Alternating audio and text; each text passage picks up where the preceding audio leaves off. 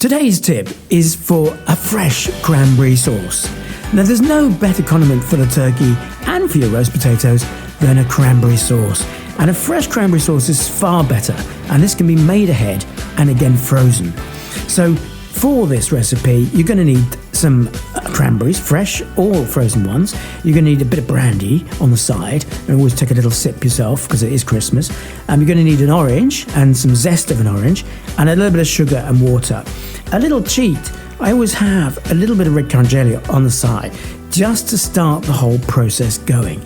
So what you do is very, very simply is melt your red currant jelly in a thick bottomed pan, and then you add the orange juice and the orange zest and a touch of sugar, but not too much because the red currant jelly is quite sweet. Now add the cranberries, whether they're frozen or whether they're fresh, it doesn't matter. This is the point when you add them. And you add a touch of cinnamon, and you top that up with a little bit of boiling water. And as you're watching this pan, the cranberries start popping, literally like watching popcorn. They go pop, pop, pop, pop, pop, and you know they're cooking. And to be honest with you, you don't need to cook it down to a compote. It's nice to see the shape of the cranberry, so you don't leave it on the stove for hours.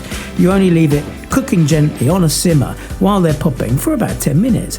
Then add some brandy at the end and take it off the heat, let it cool down, cover it, refrigerate it, or at that point freeze it, and you have got the most freshest and most beautiful cranberry sauce for a fraction of the cost of the bought cranberry sauces, and absolutely so much nicer.